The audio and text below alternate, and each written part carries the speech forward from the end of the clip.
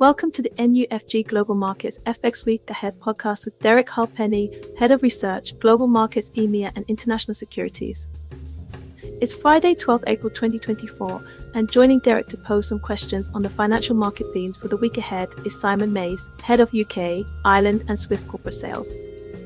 The following podcast is intended for professional investors and eligible counterparties only, and not for retail clients. Any content should not be regarded as an offer to conduct investment business or an investment recommendation, but for information purposes only. Hi, Derek. It's great to see you. Thank you very much for taking the time. Hi, Simon. Good to be here. I guess it's been a pretty quiet couple of weeks in the FX markets, but this week finally we've it seems like quite a significant one. We've had a bit of a pickup in FX volatility after the US inflation data and the ECB meeting yesterday. So what do you think are the implications for FX going forward from these developments, and in particular for the dollar? It looks like the dollar's starting to break higher again. Yeah, absolutely, Simon. I think short term for sure it's a bit of a game changer for the FX outlook. Regular listeners will remember me talking about this kind of lovely synchronized easing that was priced into the curves in terms of the major G10 central banks going forward, which was killing volatility in FX. But now we have some kind of trading divergence views out there, which obviously, as you said, Simon, has been fueled by the CPI on Wednesday and then the ECB yesterday. But on the CPI, look, it was definitely a stronger figure. The markets were particularly spooked by the fact that even outside of rents in the services sector, there was some signs of a pickup in inflation. So it was a bit more broad-based.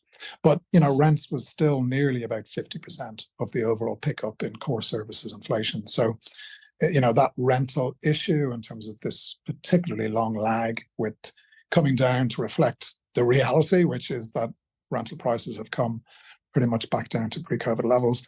That's still unfolding. Powell's been asked about this often, and at the last press conference, I think he was asked about it. And the Fed don't even have a full answer for it, but it does feel to be technical rather than a kind of an actual inflation problem. But nonetheless, it correctly means, I think, that a June rate cut is looking more and more implausible. So from our perspective, we have to change our forecast. We had 109 euro dollar by the end of June on the premise of a Fed cut in June. And with that now not happening, and with this kind of divergence theme in the markets, I think it's definitely opened up a path to a move to the downside. Euro dollar 2-year swap rate indicative of spot rate dropping below 105, maybe 102, 103. I don't necessarily think we get there, but just purely based on the 2-year swap, that's where we look like we could get to. Also, I think the ECB, we were expecting, and I think the market was expecting, that reference to policy rates remaining high for a sufficiently long duration. I think the markets were expecting that to be removed from the statement, and it was removed. But the ECB went a bit further than that. They kind of laid out the kind of scenarios or the conditions for a cut in rates. And those conditions are pretty much, in my view anyway, already largely met. The first condition was the inflation assessment from the ECB. We've got the forecasts in June, but the forecasts in March pretty much are close to, if not at, the definition of price stability. The second condition was that the underlying inflation dynamics improve further. They have been improving. And the wage data that we're getting at the moment, and again, the ECB acknowledged this, that wages are coming down. And that's the big kind of issue linked to the underlying services components that have remained a bit stickier. But they're improving, so that's in place really going forward, unless that dramatically stops, which I think is unlikely. And then the third condition was the policy transmission mechanism continued to kind of show that it was working. And of course, the bank lending survey, which was released this week, clearly showed that, with the demand for loans dropping significantly. So again, all of these conditions are in place. So it's kind of like, well, if the status quo continues, we're going to cut. So I think it was a pretty strong signal of a cut to come. So I think June is pretty much a done deal. So suddenly now, after the Bank of Canada meeting again this week, The Bank of Canada were much more confident about inflation coming down. They want to see a bit more evidence, but June was definitely in play based on the communication from the Bank of Canada. We've had very weak inflation data today from Sweden. So the Riksbank is now in play for a cut in May. So there you have the Riksbank, the ECB, Bank of Canada, probably the SNB again, all cutting before we get to the first cut in from the Fed, which now looks like at the earliest being in July. So there is a window there, and I call it a window because I don't think this is a permanent feature. I think this window will close, but yeah, we need to see inflation coming down in the US and more compelling evidence of labor demand slowing. And, again, regular listeners will know our view is that is going to materialize, but obviously we have to push that view back a bit. But once that starts to materialize during the summer and then the Fed starts to cut in July, then I think, the scope for the dollar to strengthen further would be a lot less come that moment in time. So there's a window there, month or two, I would argue. But in that time period, certainly further dollar strength looks quite likely.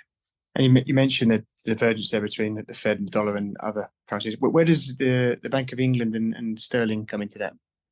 Again, a little bit different. Certainly, I would argue the data in Europe is improving as well. Like we had German industrial production figures this week, which were much stronger than expected. The PMIs are improving, not dramatically, but we're looking like in a better economic position than we have been over the last certainly 12 to 18 months. Maybe the data is improving a little bit more clearly in the UK. So the GDP data today looks like we could get certainly a 0.2, possibly even a 0.3 quarter-on-quarter print in Q1. The Bank of England was only expecting 0.1.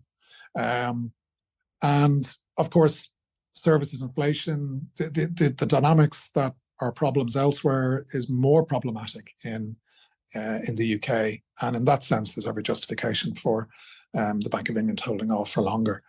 We had Megan Green spoke interview in the FT, and she is one of the more hawkish members of the MPC, so it's no big surprise. But certainly reading her arguments post the US CPI, they look more credible. And in that sense, I think it's correct to assume August, possibly certainly if the Fed don't go in July, even September for the Bank of England. So again, given the dynamics changing in terms of the dollar view, the pound could still perform well, but perhaps finally we might see euro sterling move to the downside. Thank you. So I guess looking forward to the coming week and beyond that, what are the key FX themes or I guess event risks that our listeners should look out for? Yeah, well, I think again, part of what's happened this week, which will be important going into next week, is dollar yen breaking above the 152 level. So we're at new highs. We've continued to have the rhetoric from both Finance Minister Suzuki and Vice Finance Minister for International Affairs Canada. Of course, sounding maybe a little bit more hollow now, given the fact that they're not acting. Although I think there's pretty good justification for them not acting. Firstly, Prime Minister Kishida is in Washington. He spoke. He made an address to Congress yesterday. There was no way Kishida wanted to be in Washington when his authorities were selling dollar through intervention. So I think this week was difficult from a political perspective, but I think also, given the fact that we've been consolidating below 152 pretty much since the middle of March, it's hard to argue there's been excessive moves to justify intervention. So I think that hasn't really materialized yet either. And then finally, and possibly most importantly, when you look at FX performance this week, the yen is actually the next best performing currency after the dollar. So clearly the rhetoric is working, and the move higher in dollar yen has been more subdued than the dollar moves elsewhere. And again, from an excessive move or for looking for reasons to argue there's been speculative selling, it's not there given that performance. Now that could all change next week, because I do think day by day, the longer we don't get intervention, maybe, again, if the broader dollar continues to improve, there could be more conviction about a kind of a sea change shift in policy, and people start talking about 155, 160 as being the new thresholds.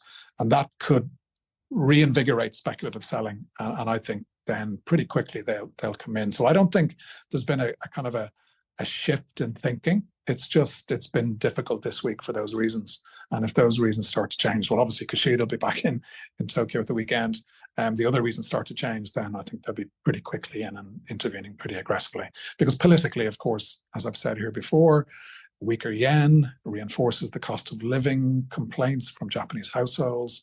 There's an election on the horizon. Politically, it would be quite damaging just to allow this to continue. Makes sense. So with all the above sort of in mind, we've got the weekly publication out again. Do you have any updates on the trading ideas for that?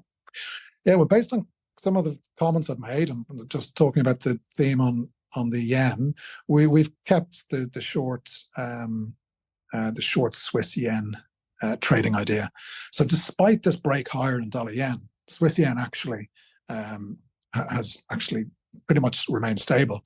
Going back to what I said about the yen outperforming most other currencies, it's been close to performing similarly with the Swiss franc. So even though we've had this break higher, Swiss yen has remained where it is. And given now, I think intervention risks will gradually start to rise. I still think it's a good trade to have on. And of course, the Swiss National Bank have cut, and I think they'll cut again in June. And then again, the weak inflation data from Sweden, Euro Stockies had a bounce higher on the back of that. May now is being priced with more conviction for the Riksbank first rate cut.